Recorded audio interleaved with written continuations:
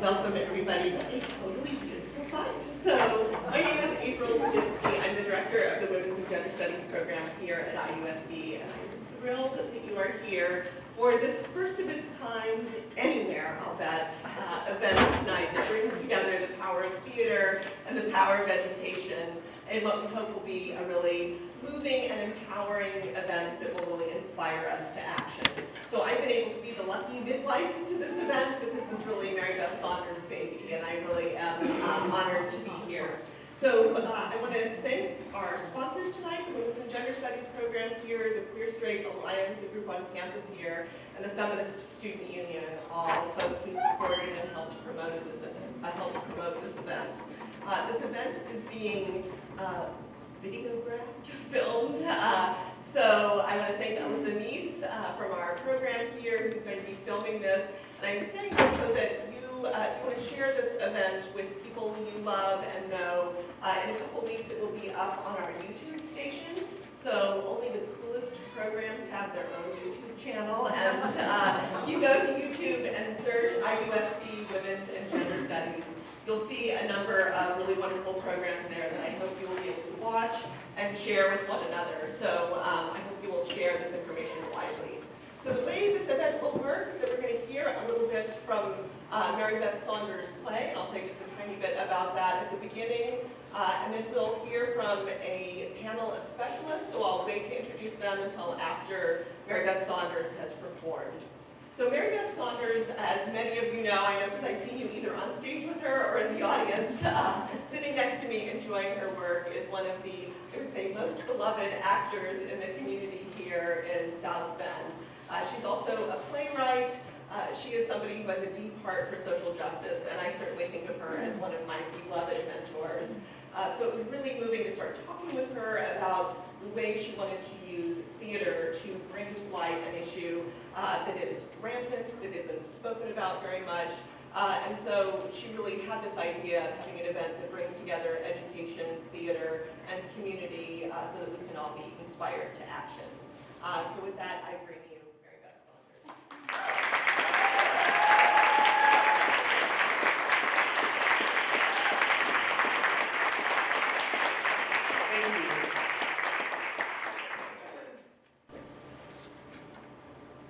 Dad glances in the rearview mirror of the minivan. Mom stares straight ahead, silent.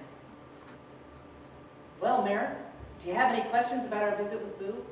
No, not really. We are on our way to Elmcrest, a psychiatric hospital near Hartford, to visit my 20-year-old sister, Becky, at her first hospital stint.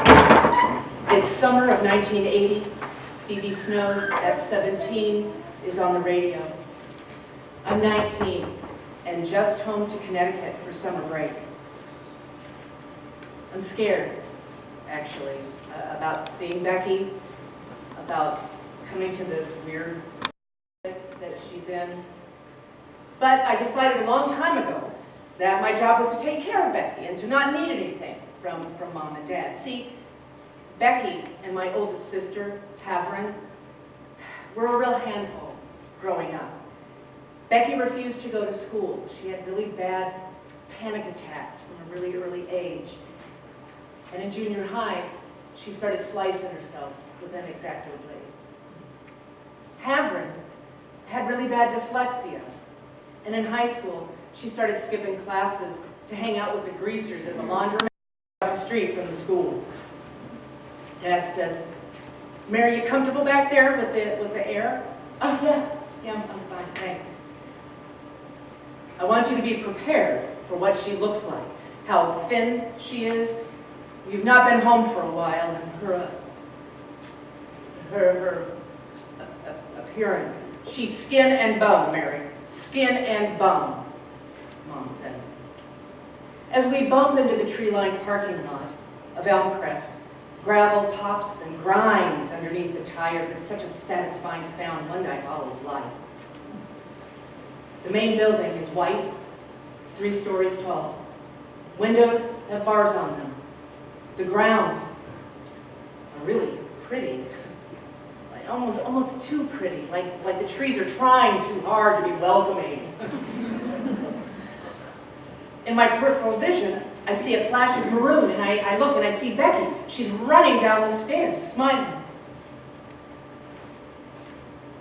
Sliding open the heavy van door. All I can do is stare. I stop breathing. My mouth is open. Googie! Becky cries and she squeals and runs into my arms. Oh my God, I'm hugging a bundle of sticks. I want to cry, I want to puke, I want to run away, I want to take her away from here, but instead, I hold her at arm's length and I blurt, "Hey, you look good." What?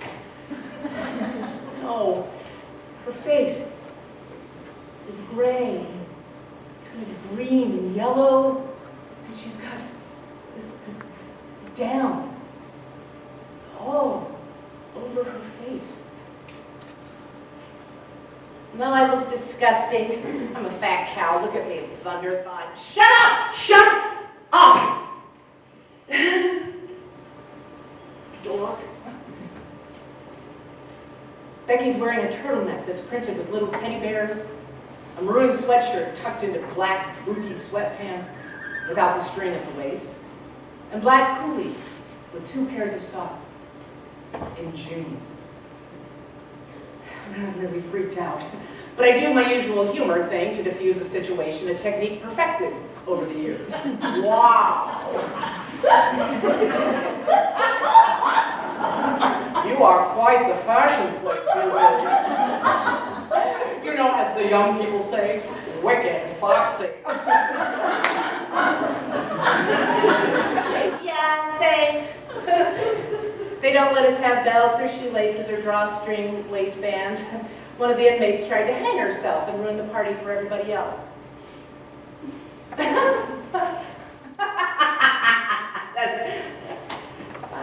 Mom? I look for Mom and Dad, and they're under one of the very friendly oak trees pretending not to watch. So, can I see your room? Reluctantly, Becky takes me inside, and because of her good behavior, eating everything on her tray, plus 2 snacks of nasty vanilla ensure, she's earned off-campus time. She's only got 2 hours with us. She just wants to get the hell out of there. She motions to the right, and we go into the group room. Carpeted floor, beanbag chairs, a few well-used couches with pillows and pilly throw blankets. Boxes of tissue line the window wells. There are also Rubbermaid bins just full of art supplies, you know, scissors and paper, and tons of magazines. And taped on the walls are big pictures of big pieces of butcher paper.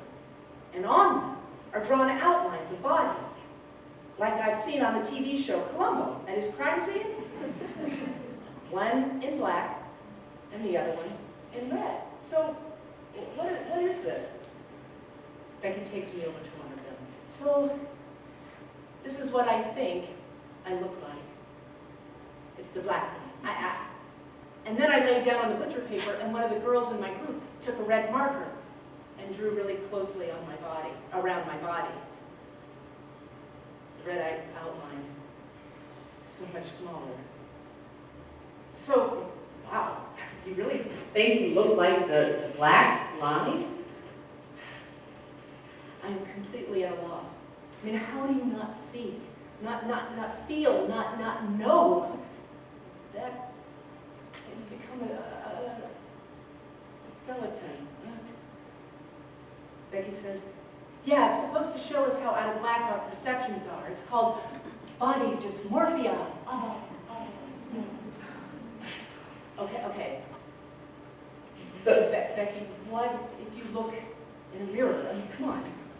What do you see? A fat cow. Besides, no mirror is perfect, Mary. Well, you don't look like a fat cow. I mean, you leave the group room, and go upstairs to the sleeping quarters. My roommate isn't here. She's schizophrenic. I don't like her. I don't know what schizophrenia is, but I know I wouldn't want to have a slumber party. Now, each patient gets a half of a closet with 3 hooks, no hangers, self-harm potential, and a window with black bars overlooking Marlborough Road. Googie, I gotta get out of here. Sure, okay, fine. Okay. As we turn to leave, I notice their little bed has about 1 million blankets on it, and her journal looks so vulnerable, so available there on the bed without the lock. So I shove it under her pillow. We smile at each other and go outside.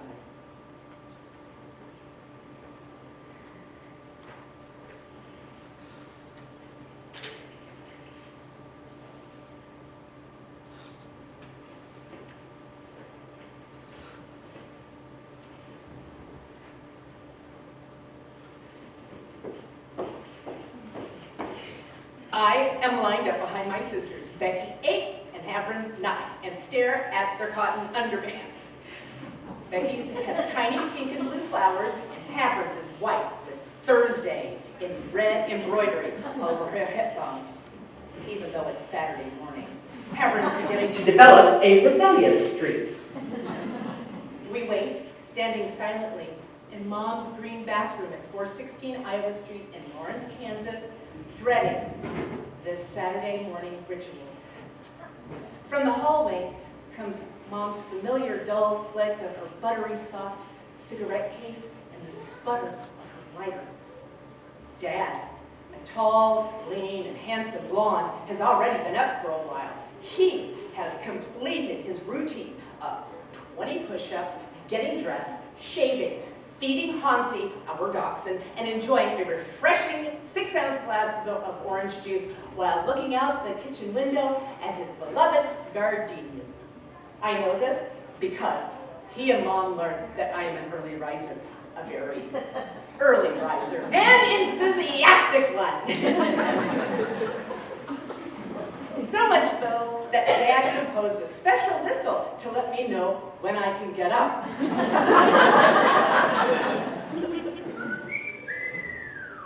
And get up I do. I throw the covers off, barrel down the hallway, and launch into Mom and Dad's Danish modern bed. Mom just groans and rolls over. She's so funny. But in the past several months, when Saturday mornings have changed, well, a lot has changed. Dad comes into the bathroom in khakis and a crisp white t-shirt tucked in, always tucked in. He's got Mom's mustard yellow tape measure around his neck, and he squats next to the white scale that now represents our lovability, our worth. He motions Havern, the eldest and just beginning adolescence, to step on the scale. He sighs with disapproval, then measures her waist, her hips. I see goose pimples rise on the backs of Havern's legs, and they rise on the back of my neck, too. When he turns to jot her weight and measurements on the piece of white notebook paper taped to the cabinet door, Havern whirls in shame and leaves the bathroom, her face and neck as red as the embroidery on her panties. My parents have been told by our pediatrician, Dr. Gillis, that Havern is too heavy for her age. My dad is taking this very seriously. His mother, a controlling Southern debutante who taught comportment and won beauty contests in his hometown of Birmingham, Alabama, would certainly not have any granddaughter of hers be as big as the side of a house. Good Lord, Charles Bannister, can you not control your own children, Lord? Have mercy. Becky has already mastered picky eating, which brings happy results on the scale. She refuses sweets because Dad praises her for it. She never finishes her Easter candy or Halloween candy. I help her without her knowing. Dad controls our food with military precision, and Mom has reluctantly agreed to feed us Carnation Slender diet shakes and 4 crisps of Melba toast for lunch every day during the week. I am 7 years old. Very good, Boo, he says as he pats her on the bottom. Ah, this approval is what we all die for. Then my turn. Back then, in 1968, I was an energetic, sunny 7-year-old, but I couldn't stand the awful, unnamed anxiety that was flooding my body, so I did what became a survival technique. Daddy, daddy, daddy, watch. The soul train. Soul train. Soul train. Mary, come on.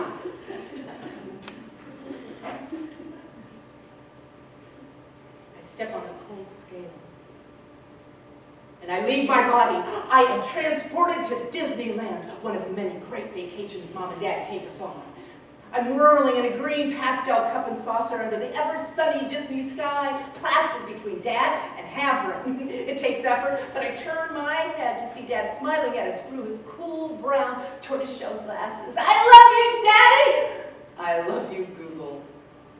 I am in Florida, in Pensacola, next to Becky, who's clutching a silver and red pinwheel that's throwing off light quickly under the Florida sun. Our sandy little bodies are being slathered with sea and ski by Mom, whose hip bones make 2 little bumps under her red plaid bathing suit bottoms. Our feet are being sucked into the the fine white sand by the ocean's push and pull. It's hard to stand still. Dad, in the shallows, he turns to Havre and she laughs, and they both splash Mom wildly, and she laughs and she dances away, putting the lotion back in the woven grass carryall that she always brings to the Gulf, or Guff, as she calls it. Mary. I'm jolted back to the bathroom. Daddy's gone. Mommy's standing at the door, holding her left hand out to me, her menthol around to her lips. Come on now, Pumpkin. Let's get you dressed. We're going to the Kansas City Zoo today with Uncle Pappy and Clarice. Rawr! I scramble like a lion to my room, my butt in the air.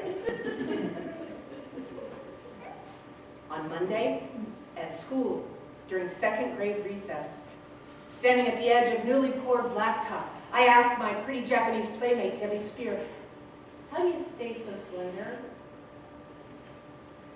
Debbie is perfect. I have decided I want to be just like her. She lives up the hill from us on Iowa Street in a white, light-flooded, excruciatingly clean bi-level. Her dad answers the phone, Spirit here, which is so cool. And her mom is Japanese and an artist. Her first name is beautiful and exotic. Shigeko.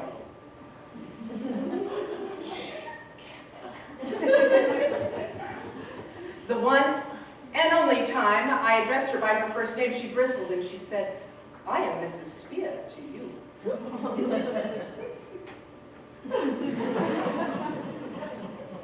Their house has several interesting pieces of Mrs. Spear's artwork. Black Japanese characters on white linen. Throughout the house are white walls and shiny wood floors, big windows, air. Their house, their habitat is floating, serene. I bet they float, just like the Apollo astronauts do, completely detached from pain or disappointment or blubber or being the side of a house or Mr. Forrester or shame. But they have a shiny black bowl, perpetually filled with coffee nibs, candy, on the table in front of their white couch. I feel scared that this candy is available. That is not okay in my house. At any time, Debbie or her stupid brother David could just reach in. Anyone could just reach in and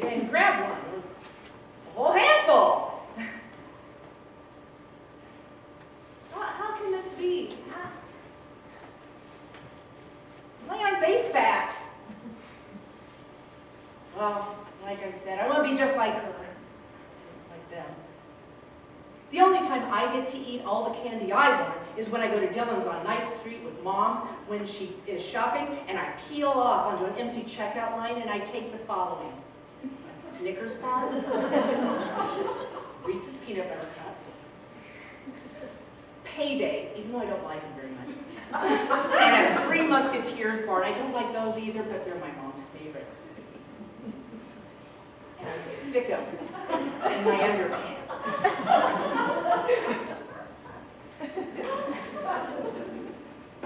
When we go home, I go direct to my pink bedroom. I shut the door, I pull the dresser in front of the door, take out my coveted candy, and sit on the bed.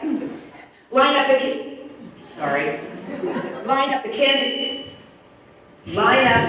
candy bars on my lap and consume them as quickly as possible.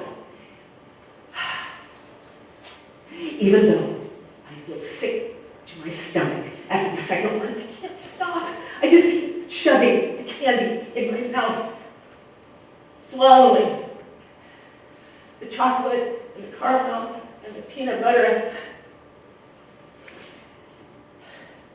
I dispose of the evidence in the bottom of my Banana Splits TV show garbage can. I got caught once by the store manager who made me find Mom. Oh, I was horribly ashamed, especially due to the fact that I had candy in my underpants.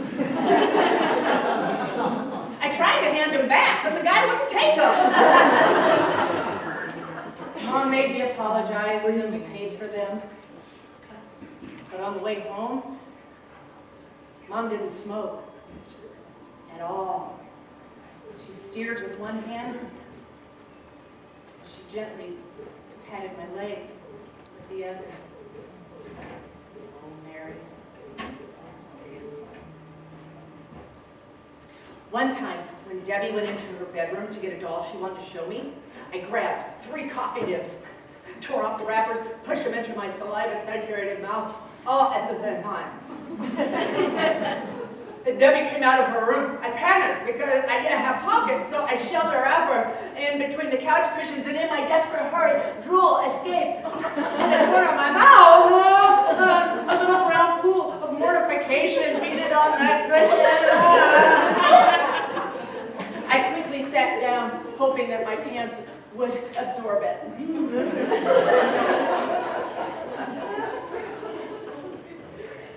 I ask again. Debbie, you know, how do you stay so skinny?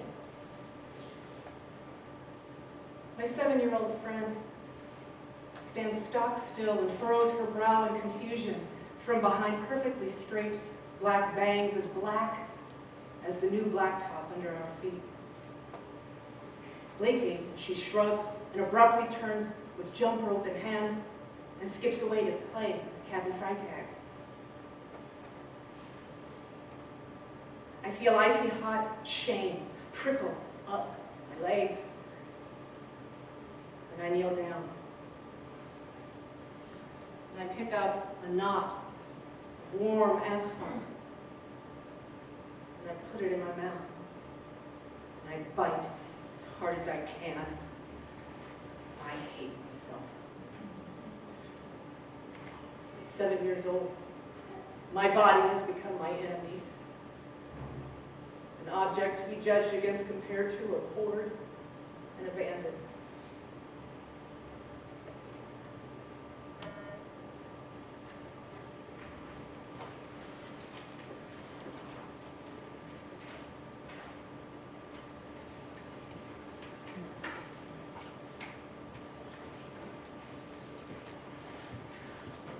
$1976. Okay. Mom hates to cook, and I love eating out, so a few times a week, we pile into the Oldsmobile Vista Cruiser and head to either the Chuck Wagon on South Iowa Street, Mr. Steak on 23rd, or JB's Big Boy on North Iowa Street. I'm surprised Dad is okay with going to JB's because the spinning Big Boy out front is super fat and he has really bad taste. He looks like a hillbilly wearing overalls made from a barn full of red checkered tablecloths. fat and bad taste are two things my dad seems really disgusted by. During dinner, Dad lays into Havern about dropping out of high school. Why horrible junk happens during meals? I don't get it. After we leave, Dad's voice rises as we turn onto West 23rd Street and Havern talks back. Oh God, here we go. You pig! You are wasting your life hanging around trash. Well, at least the trash I hang out with loves me and they accept me for who I am. Dad jerks the car over into Baskin & Robbins' parking lot, gets out, pulls open the back door, and yanks Havern out by her hair. She yelps, and a few people coming out of 31 Flavors freeze in mid-lick and stare. Dad's big into public shaming. My stomach is just in knots as I hunch down in the seat. Mom, tell him to stop. Just shut up. Mom! Being a freshman in high school, this is quite possibly the worst thing ever. I hate Havern for the crap she keeps doing that get her in trouble, and scared for her because Dad is really mean. Though Becky's in the back seat with me, she has learned to evaporate when things get heated, which is pretty much every day between between Dad and Havern. Why does she have to argue with him? She never wins. Well, Mary, you know, Father, Havern. And she trails off, which is infuriating. There are two modes in my mom. Either a mute, smoky lump, or overly mad. Of course, she's never mad about what Dad says or his behaviors, but about some small, stupid thing. Like for instance, when Patty Eikenberry stole my Tussie 5 shades of eyeshadow in 7th grade, Mom was furious. And after that, she didn't want anybody in the house. She didn't trust anybody. Patty gave me back the eyeshadow, by the way. Mom lights another cigarette and adjusts her mom's sunglasses. After flailing his arms and jabbing his finger at Havern until he's realized he's drawn the attention of the happy, normal families in 31 Flavors, Dad strides back to the car, thrusts his body behind the wheel, and starts to drive away. Without Havern. Becky screams, "Dad, stop!"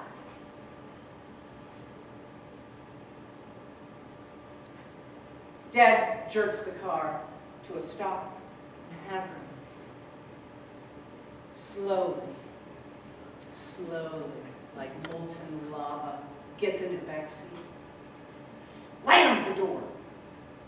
The ash, grown long on Mom's cigarette, falls onto her perfect buttercup pedal pusher.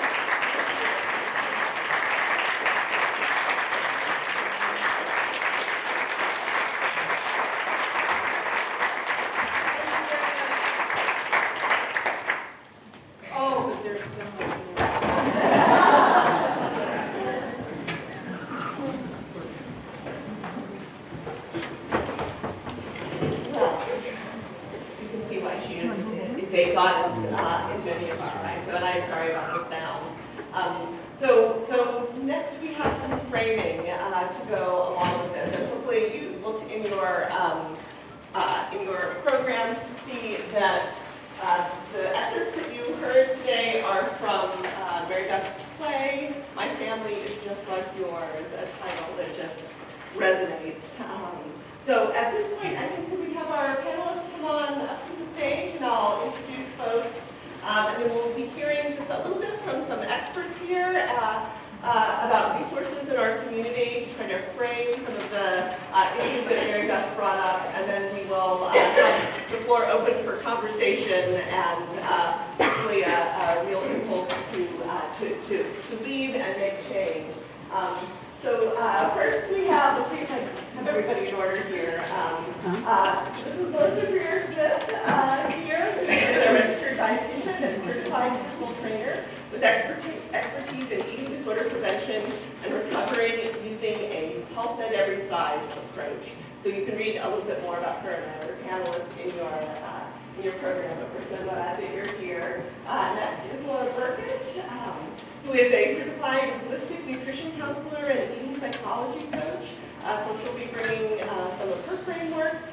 And then finally, Valerie Staples will speak. She's a licensed clinical social worker at the University of Counseling Center at the University of Notre Dame.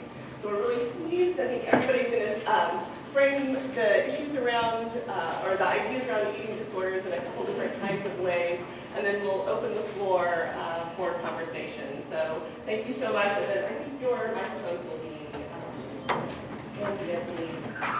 projected. Yes. Okay, thanks. I don't know where we're really going. First of all, I have the honor of calling these women my friends, and you will understand why it is such an honor for me after they have a chance to share with you the important work that they do in this area, which unfortunately they are few and far between in this area. So, if you want to start. Well, I do work with an expertise in the health at every size approach, which is basically an entirely different and new paradigm than what most health professionals are currently practicing in. I think that it's kind of fairly universal these days that that we've come to accept in the healthcare profession that health equals a certain weight, a certain size.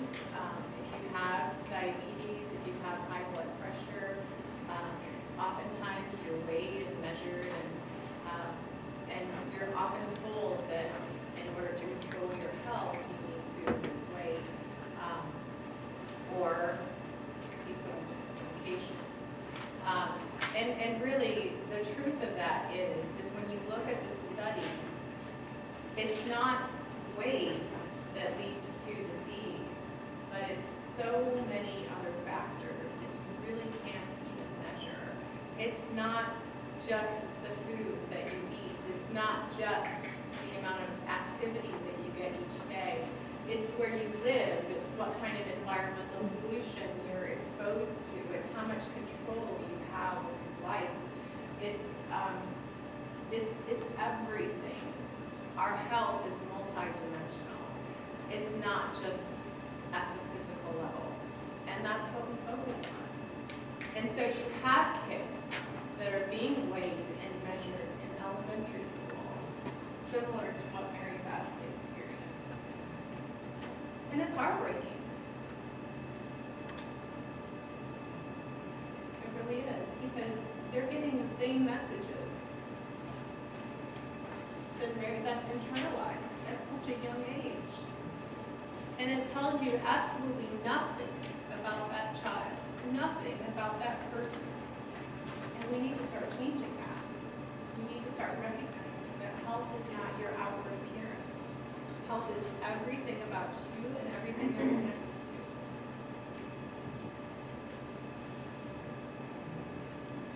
So with that, I'll pass it. So I want to recognize I feel a lot of energy right now because I'm so moved, like I'm sure everyone in here is. And I have a very vested interest in this work. I would be called to do this work had I not struggled tremendously with my own eating and really kind of decided that I wanted to get on all sides of this and see what is up, what's happening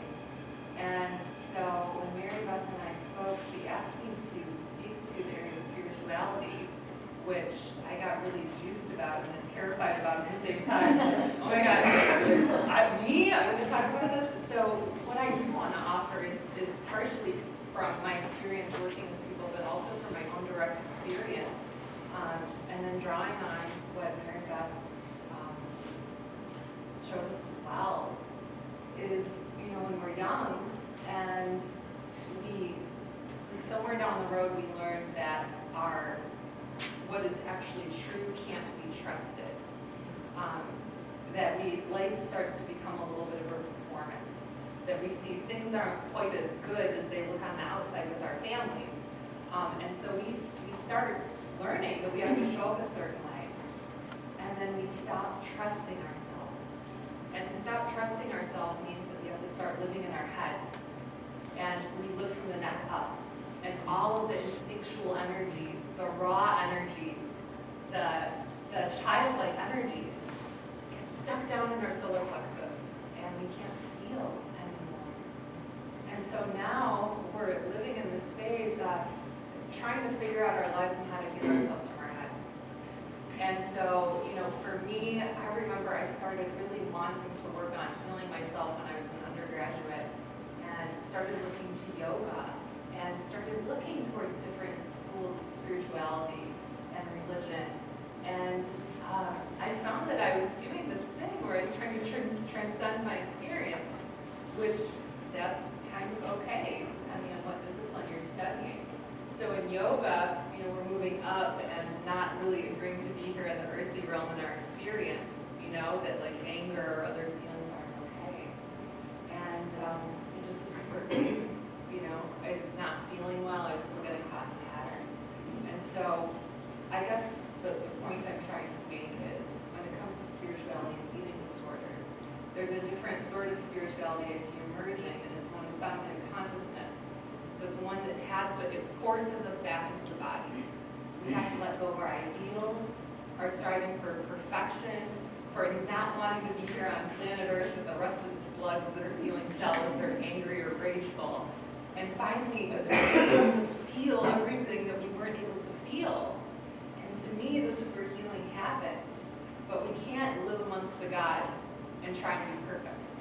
When our emotional immune system is down, it's very easy to get affected by cultural programming. And then we start wanting to be skinny and pretty and young for as long as we possibly can.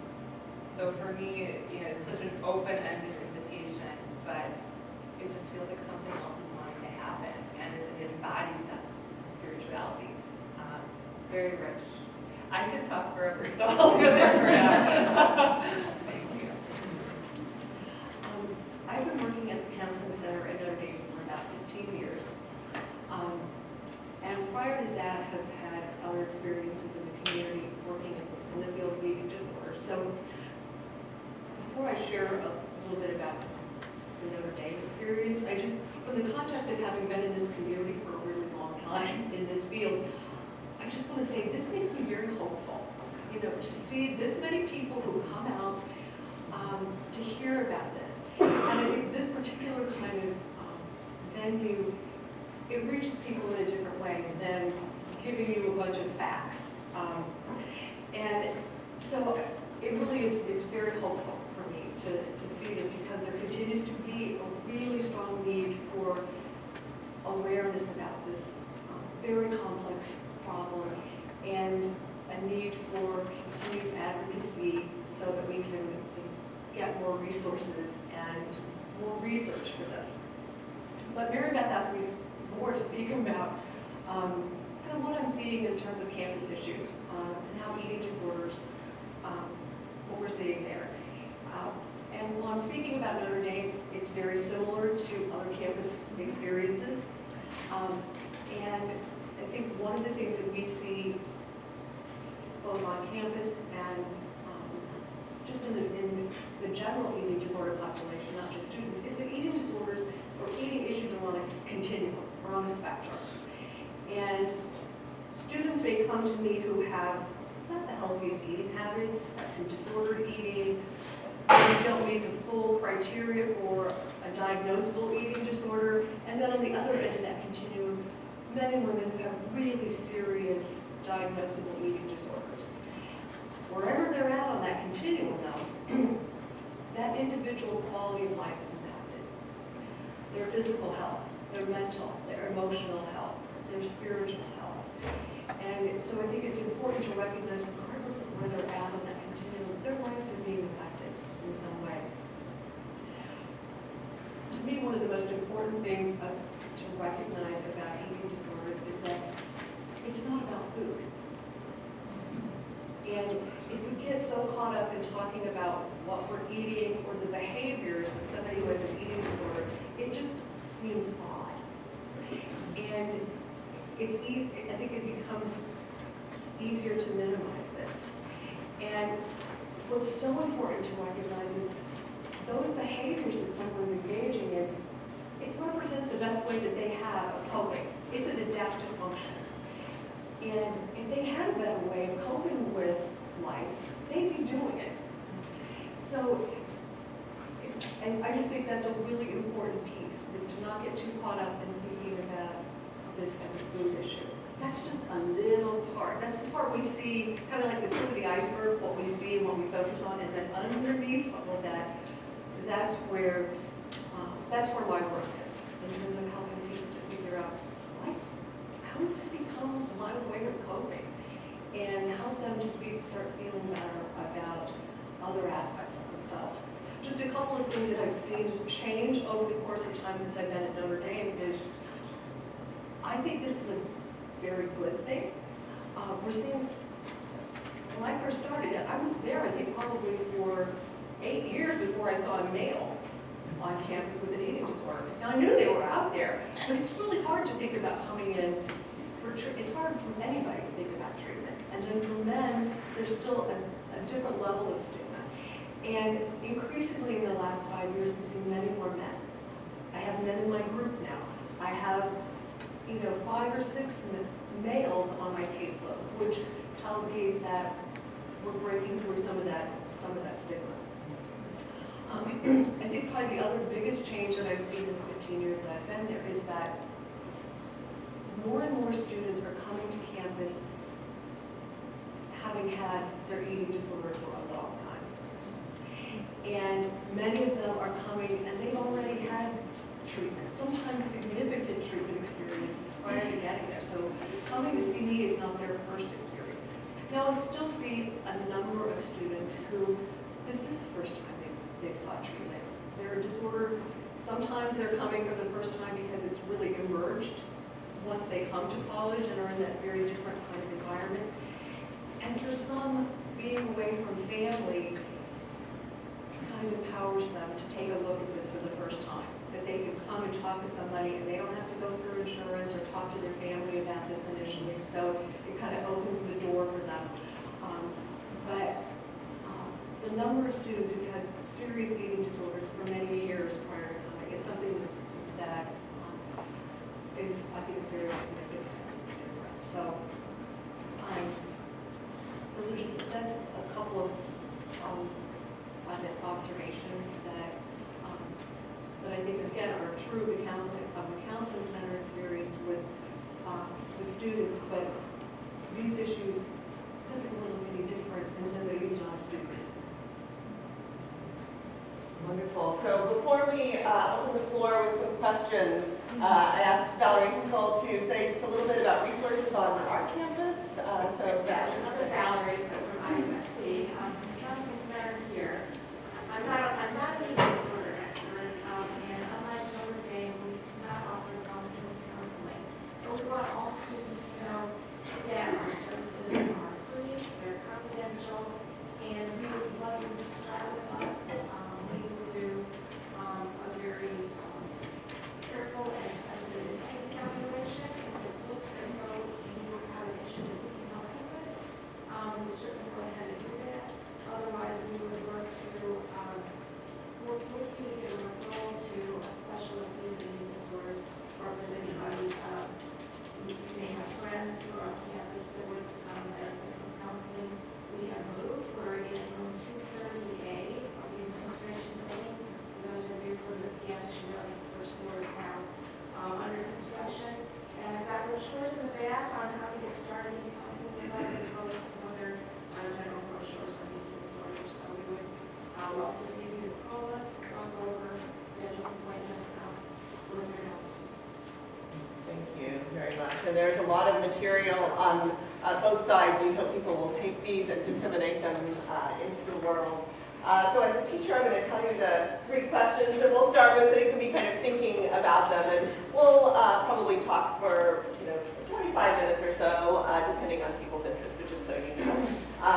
So we wanted to start in just a minute with a really open question about what resonated with you. It was really interesting to hear these different ways of thinking about this issue. It would be interesting to hear from you all what your sense is of the need in the community, of the gap that Marybeth is inviting us to think about filling, ways to speak up truthfully. And then in particular, if there are needs particularly for students, that might be worth saying aloud for all of us. We have some experts in the room, and I think just hearing one another speak about this is really one of the, breaking the silence is always, the key to ending oppression. So I hope you all will help moderate as you like as well, but we wanted to start with just a very broad question about what resonated with you from the play, the excerpts of the play, or from our panel of experts. And I think if we just speak in strong tones, I think we'll be able to hear. So. Yeah, I'm not going to let you use my mic.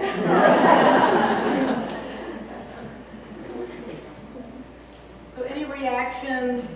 Just if you'd rather set your head on fire than speak, of course. Dan, please don't do that. But well, I'll just say very quickly that why did I write this? Well, for many reasons, but I'm the only sister alive. Becky did die in 2010 of medical ignorance here in town, and over 50 years of her eating disorder, the eating disorder, and my sister Heverin was on the other side of the spectrum. She couldn't stop eating. So for many years, she struggled, and she developed diabetes. So she died from complications due to diabetes. So 1/3 of the story is really good news. But obviously, I have a stake in things changing, right? And the other piece of the good news is that you are here.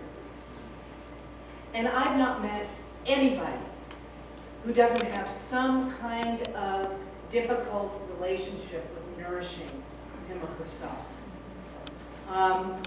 And it's time that our general practitioners know how to screen eating disorders. And they don't just say, well, that's a mental health issue. No, that's not okay. It's not okay. And South Bend, for whatever reason, seems to be a bit of a Bermuda Triangle around eating disorder care. And I, together we can change that. So I'll talk about that in just a few minutes. But yeah.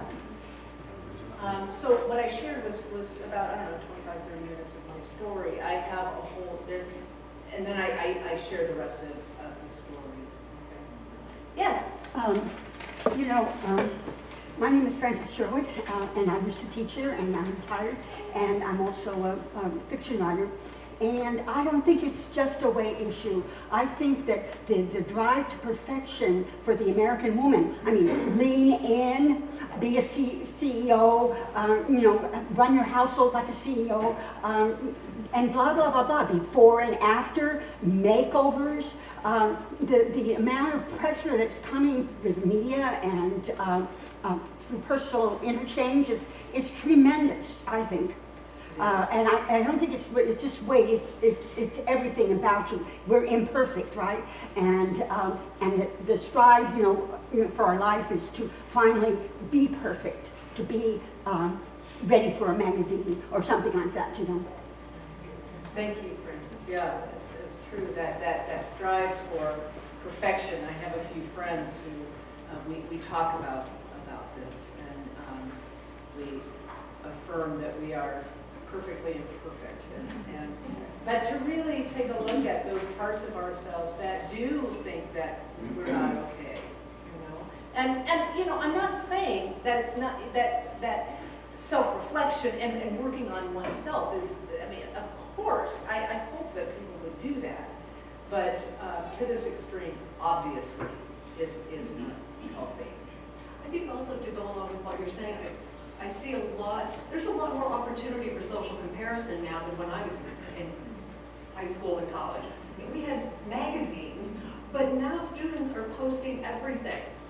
And they're posting all kinds of comments and pictures, and it can appear that everyone else's life is so amazing and so exciting, because you're not going to post the picture that shows you sitting at home or sitting in your dorm room on Saturday night watching a movie by yourself.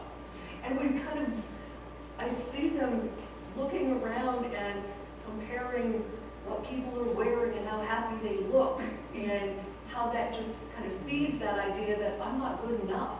I should be doing more. And I'm kind of a proponent of putting away a lot of the social media to kind of get back to the present and really, truly connecting with one another, as opposed to kind of the fake connection of texting. Yeah. I think what struck me was when you were talking about lining up, first of all, I was shocked at that image of lining up at the scale as little girls. But it struck me, my first two are girls. One is 29 and one is 20. And now I have an 8 and 9-year-old boy. And the boys line up at the scale, but they want to see who's heavier. There's such a difference between the girls and the boys. And the boys to be bigger, to reach 50 pounds or 60 pounds, and that's their goal. And for the girls, even though I tried so hard with my girls to not make weight an issue, I just really worked hard. My 20-year-old came to me about a month ago and told me that she is struggling with bulimia. And so I'm kind of dealing with these two things. I've got these two boys who are just like, I can't wait to get heavier and bigger. And the girl was saying, I throw up. I'm sure it's different for males. If you look, like back 20 years ago, most of the glossy magazines were for females, but now I would say there's almost just as many for males. And if you look at those photos, those are all edited as well. Everything's fake. Nobody's real anymore that you see in a magazine or posted anywhere. But the men want to be buff.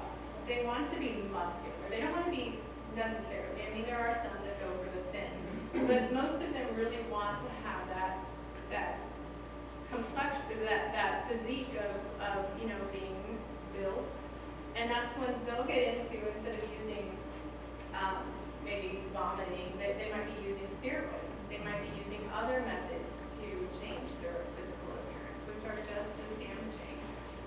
But it is different. It tends to be different for males than it is for females. It's just really, and it's still something to watch and encourage the kids that you're healthy. That's the main thing is that take care of yourself. Don't just look at how your outward appearance is. Look at everything else too. You tell them.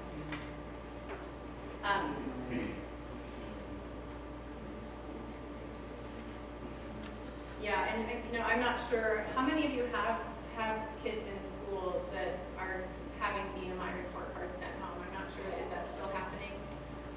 Where kids are getting their body mass index. And I'm not sure that it's happening in this area, but it does happen where there was a push for ending childhood obesity, and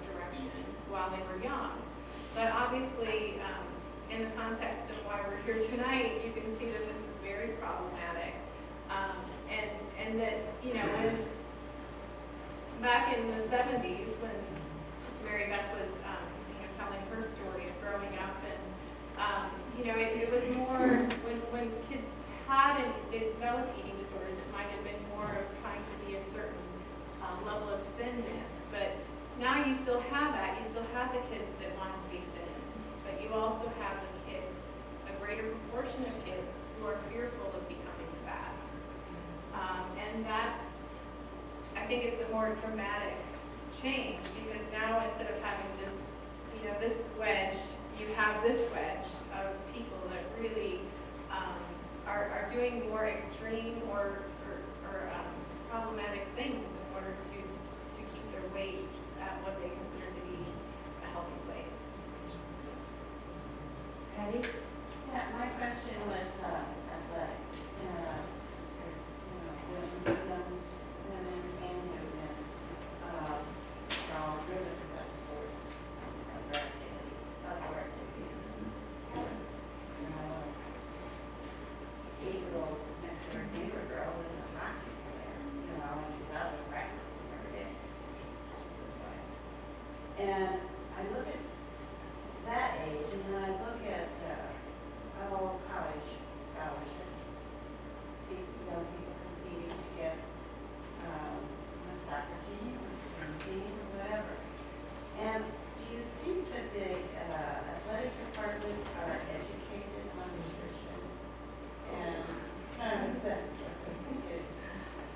No, I was hopeful that they were a little more advanced than maybe even our medical community, because I have heard, I have heard at Notre Dame, an athlete that was asked to leave the team and he couldn't keep playing.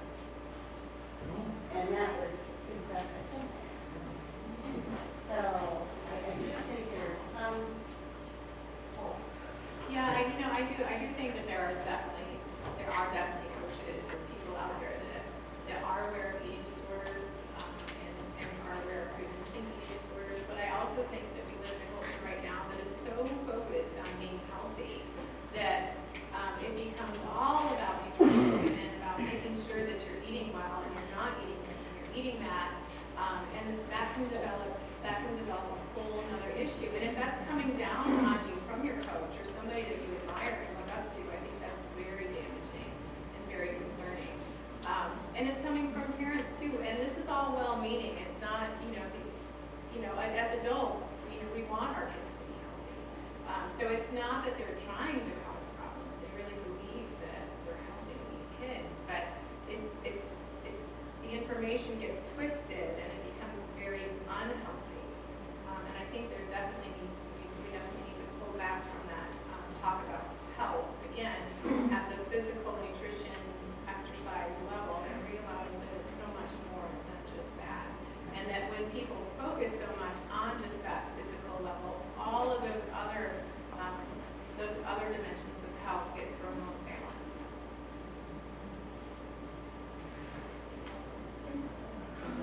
Hand over here. Yes.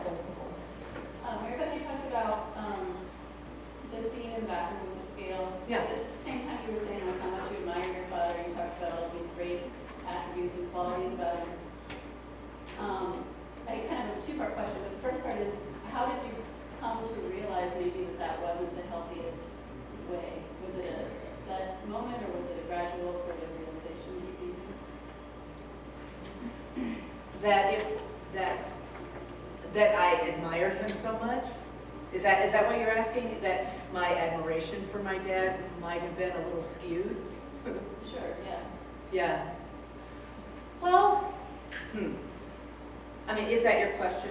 I guess the question is, when did you realize that it was a problem, or it was creating a problem, his behavior and the weighing and measuring? Do you know, it took me, my sister Becky moved in, she moved up from Oklahoma in 2007, I believe, to live with me and Bob.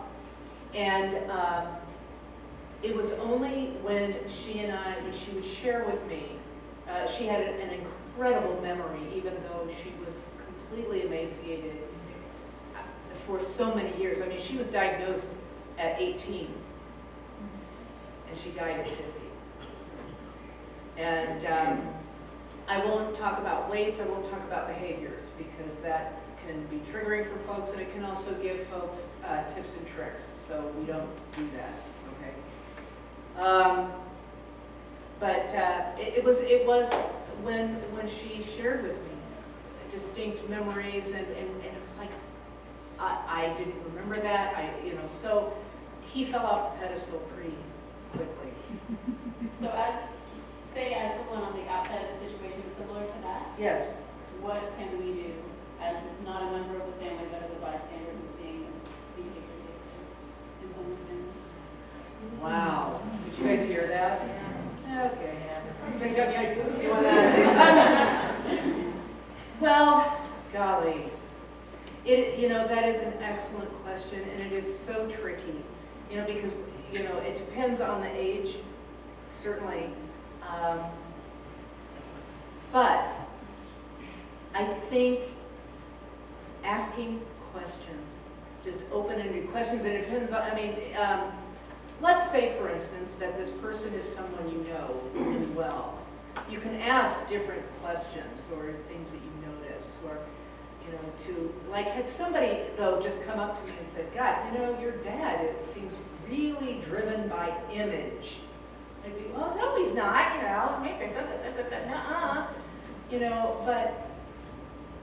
but I think just asking questions instead of making comments, just to maybe not start the conversation with, I'm really worried about you, but to say, I don't know, that's such a difficult question, but I think, what do you guys,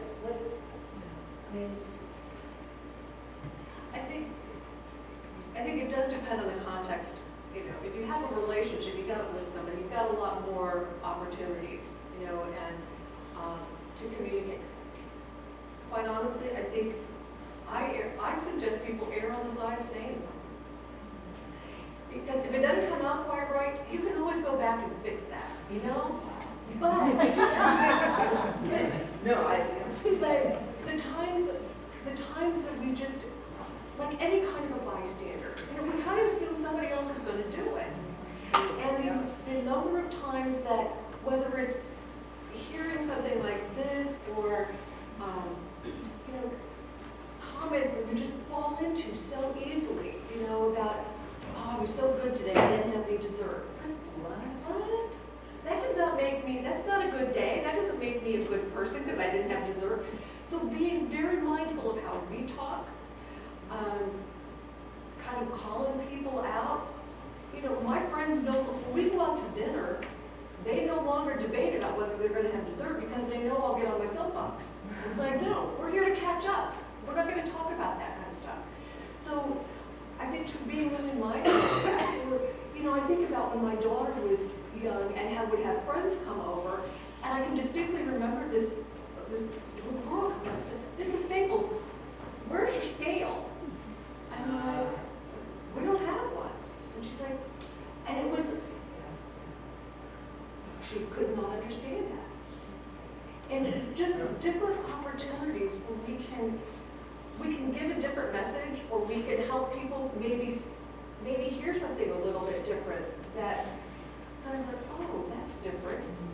On a scale here, what does that mean? So and like I said, I really, especially with students, I encourage them because they hear everything, Do I look fat in this? I don't know if I should wear this when I go out. It's like, no, you gotta call them out on that. And if somebody gets ticked off, he can fix that. Go back, maybe that didn't come out right. So I'm a firm believer in sticking your toe in, saying something, and fixing it if it didn't come out right. I think I misunderstood your question, but, oh, absolutely. Oh, say something. Yeah. I was sitting having coffee with two friends early one morning, and we always met on a Friday morning at the Main Street Cafe and coffee house, and there would be a young woman who was clearly anorexic, and she would jog downtown I'm assuming it's every day, but this was in the dead of winter, lots of snow. She was wearing a huge backpack. And Spirit just said, go. And I ran out of the coffee house, and she was already, halfway down the block. And I just said, beautiful runner, stop, stop. and she stopped, and she came jogging back, and clearly she was very agitated that I had said something to her. And she took off her earbuds. And, yes? And I didn't know what to say. It's like I had been watching this woman for months every Friday morning. And I said, those voices in your head are lying to you. There is another way.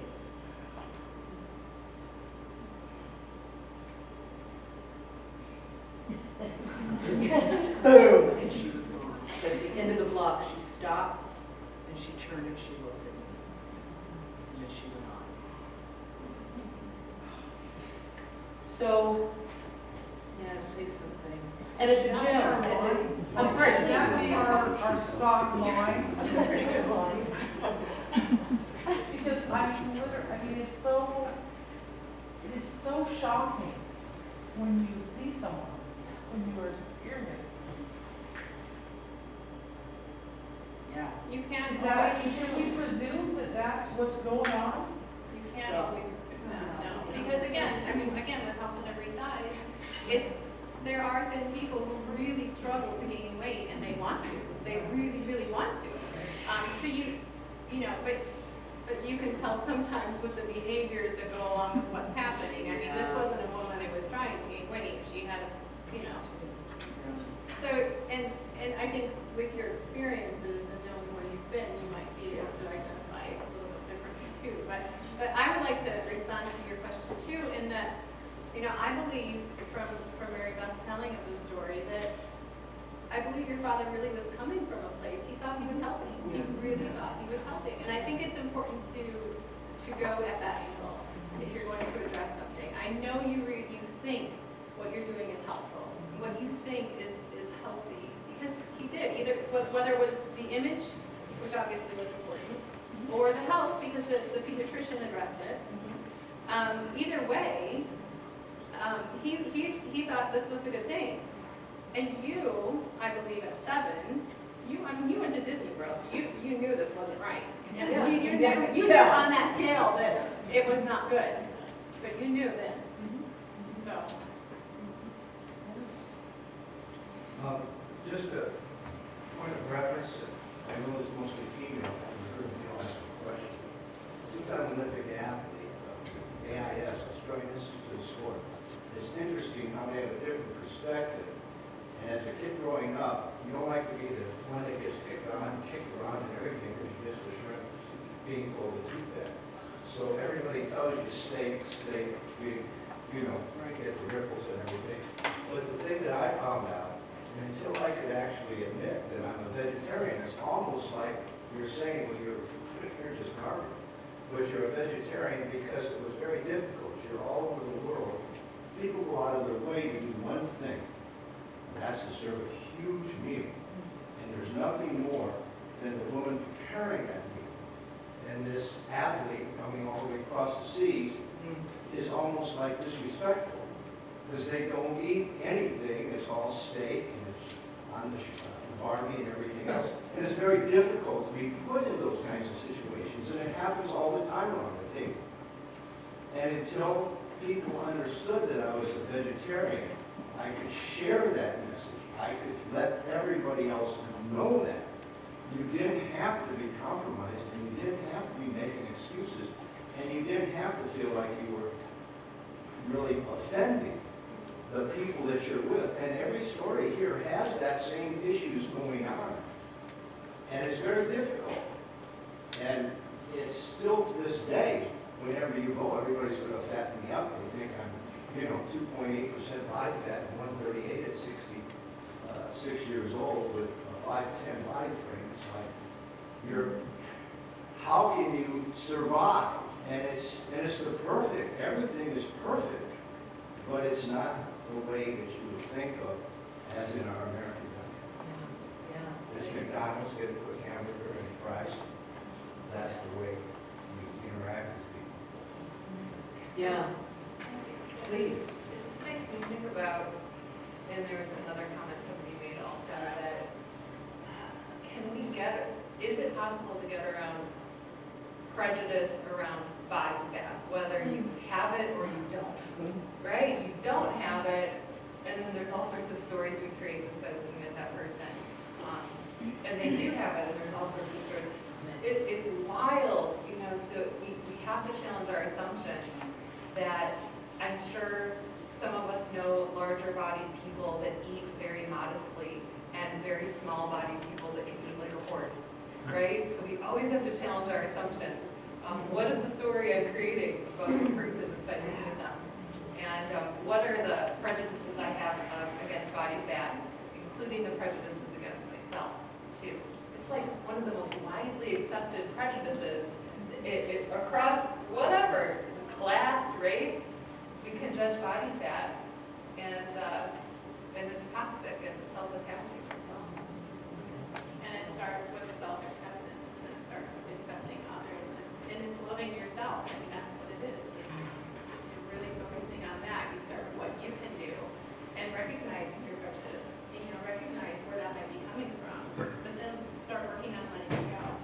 And if it creeps back in, you forgive yourself, and then you move on. But you work on accepting yourself in this moment where you are right here, and then go.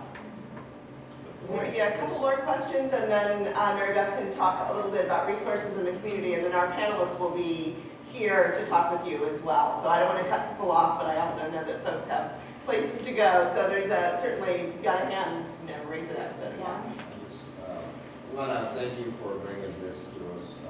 It's incredibly brave of you and to approach it and to it's just a light on this.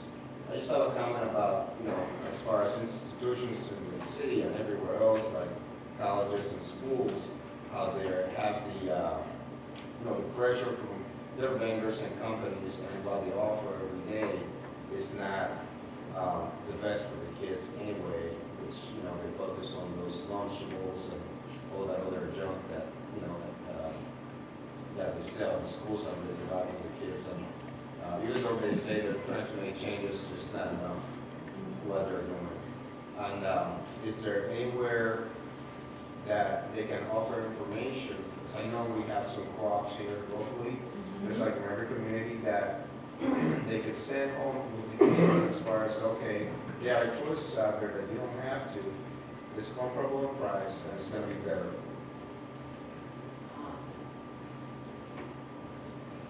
Well, school lunch reform is a major, major movement that would be nice if we brought it to our community. To my mind, I don't know if anybody in here knows, but it has not yet come to South Bend, and we're probably the ones who need to make that happen. Think about real nourishment and all these other things as well. I'd like to speak to that too. Several years ago, I was a lunch buddy where I would go and sit with students at the Elkhart Community Schools in elementary school. And part of my role was just to be there as an adult sitting with them at a table, and, you know, a table with maybe 5 or 6 other little kids. And just kind of interact with them, not talk about nutrition or anything, but just interact with them and eat with them. But one of the healthiest meals that I felt they were ever served went basically uneaten because the kids didn't know what it was. They looked at the food and said, it was like blueberry crisp, which I was like, oh, this is great. You know, they were like, what is this stuff? Like, you know, and so they wouldn't touch it. And then they had like ricotta stuffed manicotti, and they were like, you know, like poking their fork in there, and it's like, we don't know what this is. And it was a good meal for a school lunch, but most of that ended up in the trash. And so I think that, you know, yeah, we want the school lunches to be healthy, but at home, it's important to be serving a variety of foods too. And I don't want to put pressure on the parents there because, my goodness, you know. But yeah, I mean, it's the community effort of encouraging kids to be exposed to different things. So I think that's a big part of it. And there has been reform in some school districts, and that was part of the backlash from the school cafeteria workers, is that, yeah, we were doing more whole grains, but the kids are throwing it away. And so what are they going to do? They do trace studies. They study the weight of food that ends up in the trash, and you can't have that either, because then the kids aren't getting any nutrition. It's being thrown away.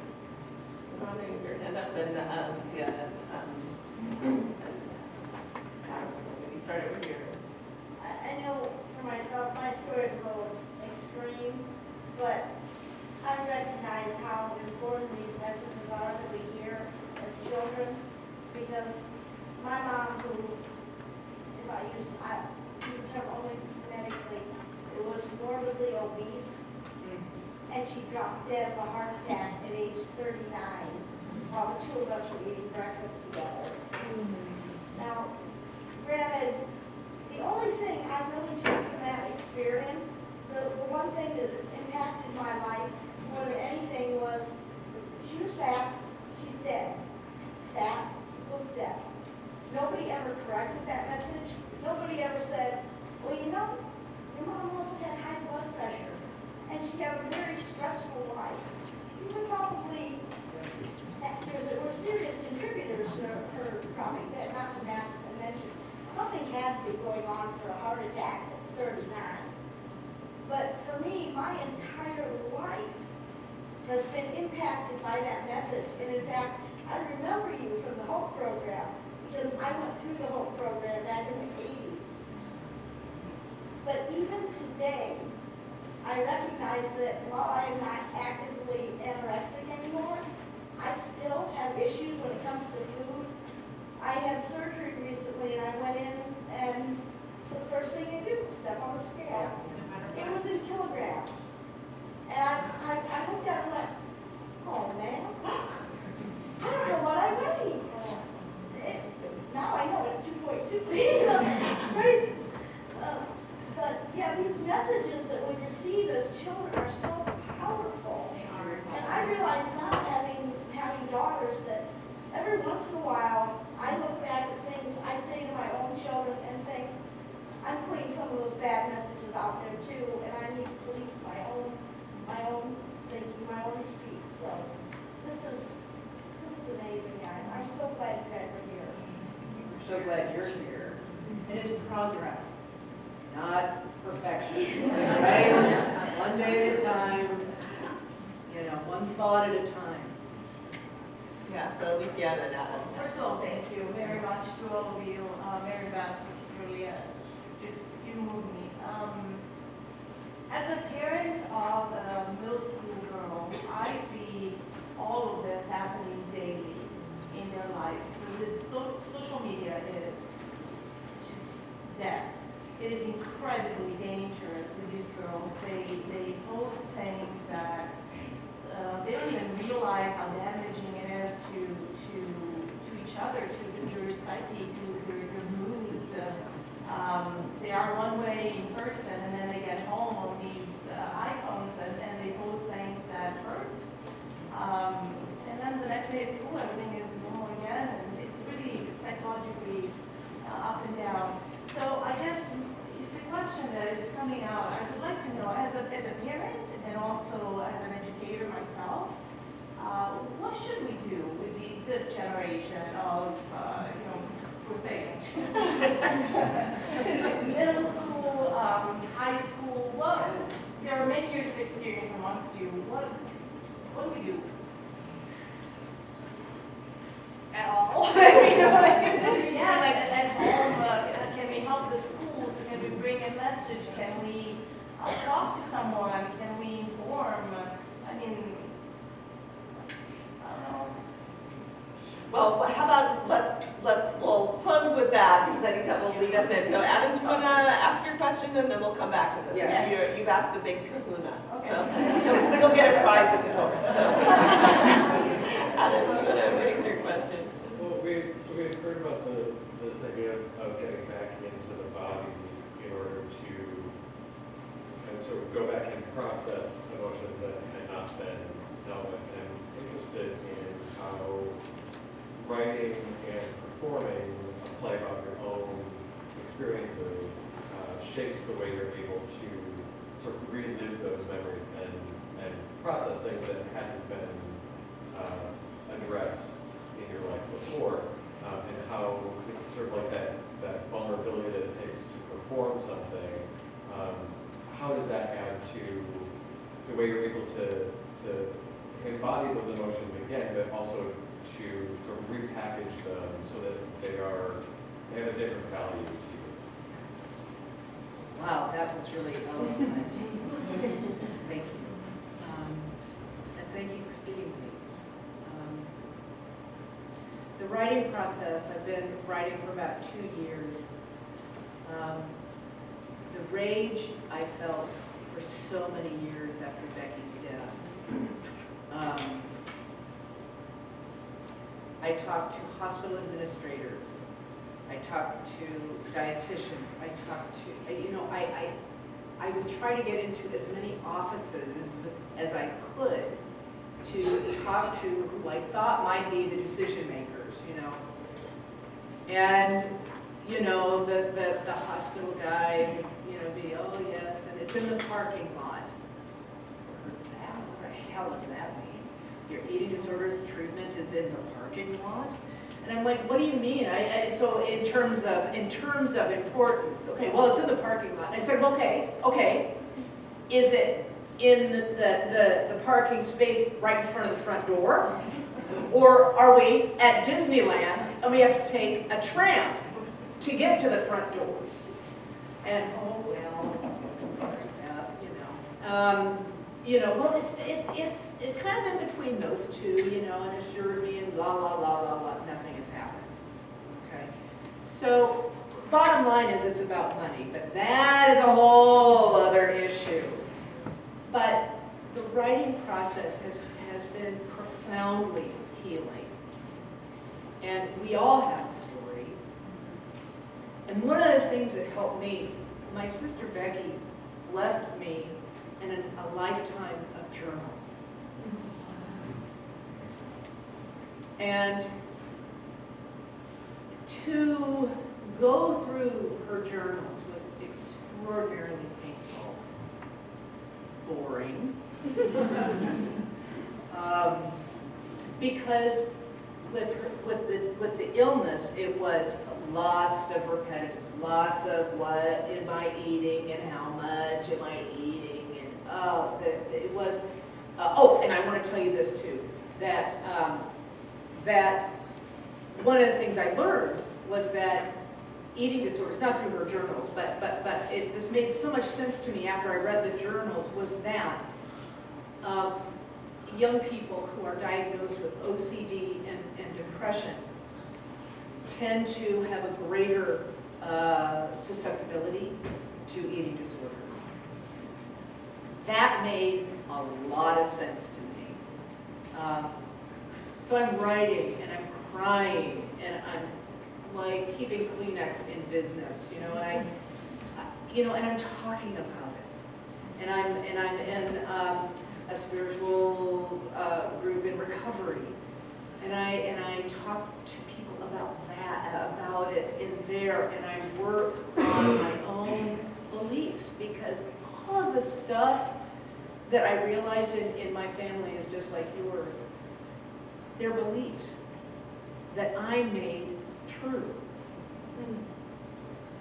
How crazy is that, y'all? I mean, really, cellulite is bad. I don't even know what cellulite is. I just know it's supposed to be bad. I got it, I mean, it's just weird. And so through this writing process, I'm finding, I'm discovering these beliefs. And it's delightful because they're ridiculous. And they've kept me from being able to connect with people. I mean, really, what does thigh gap have to do with my ability to connect with you on a heart level. But you know, we gotta make that thigh gap, but you know, we gotta have it, you know, or reading the damn labels on everything. I mean, how long does it take you to get through the store now?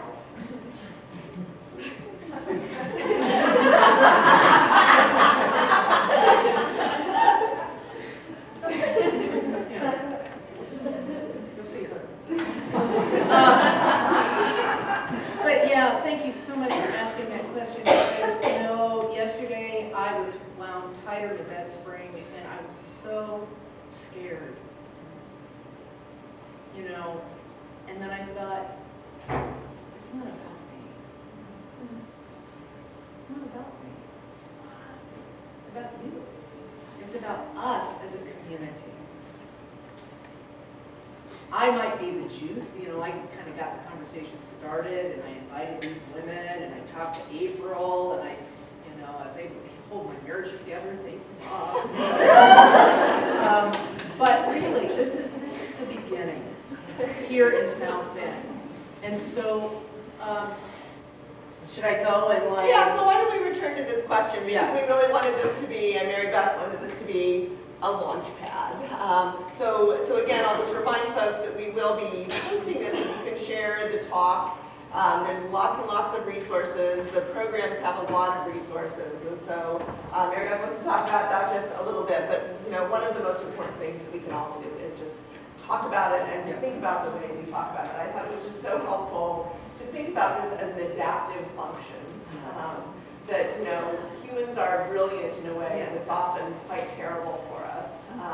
But it's both not about the food, but we're in a culture that has food everywhere. And so it is a very, very tricky environment, and all of us can help navigate it. Yeah.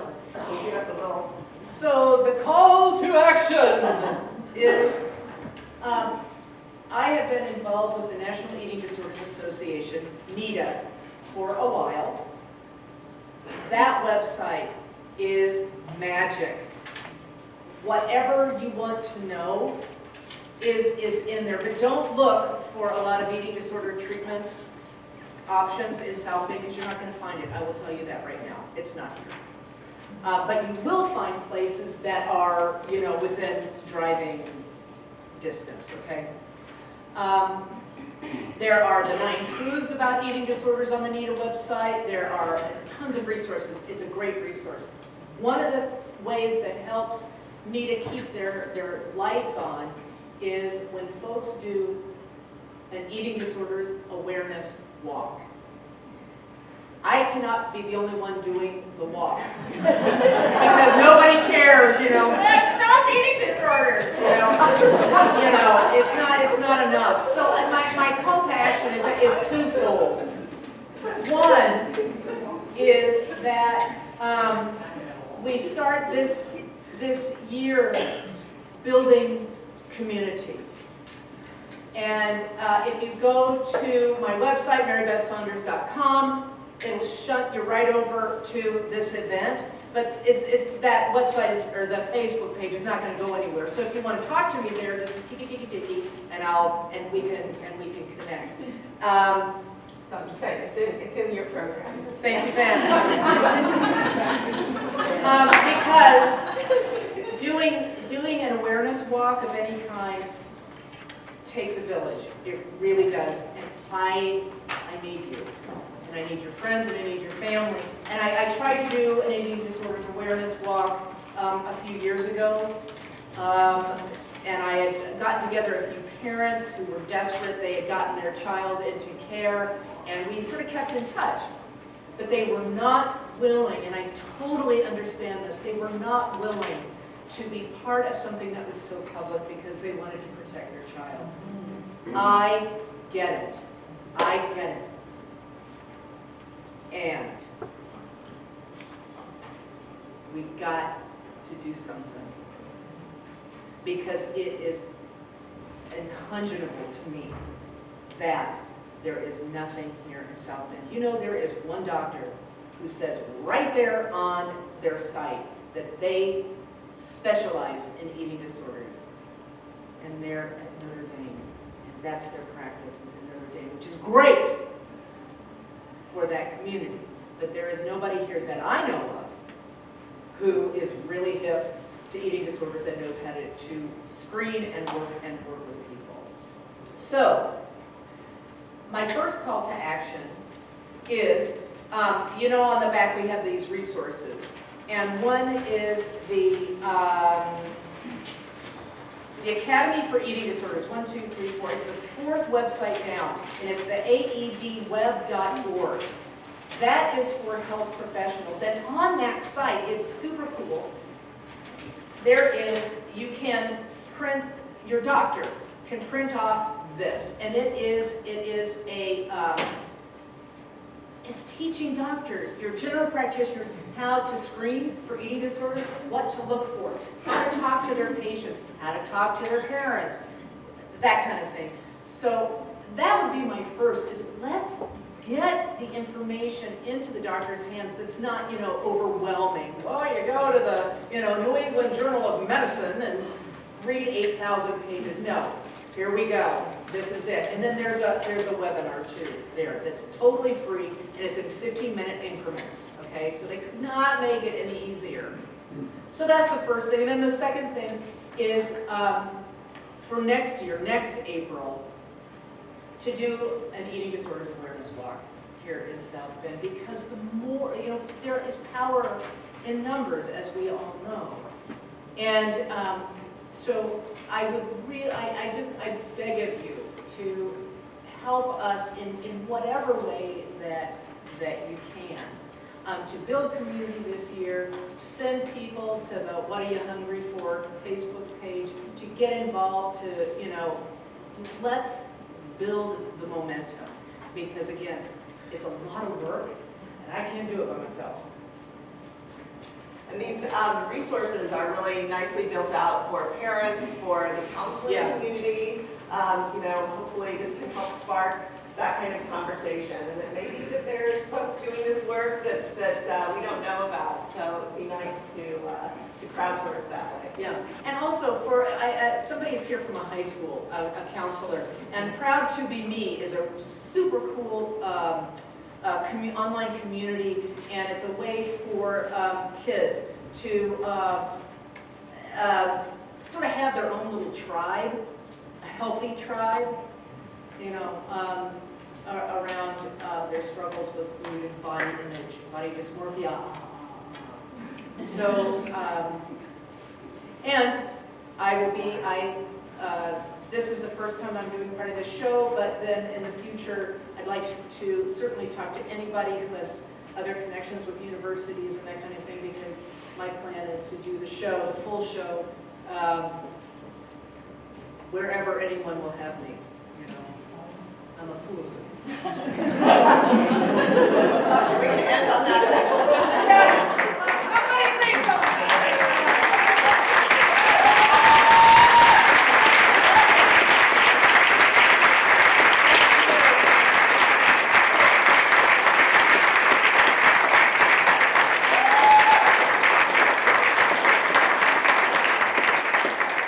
Okay, so we also have a sign-in sheet. Okay, we don't have a sign-in sheet? We do have paper, so if you would like, so please. Let's steer people to the Facebook page. Go to the Facebook page. So we're just created so not just the event, but we're going to create a Facebook page where people can go. So. Yes, yes. Thank you, April. Yeah, well, thank you.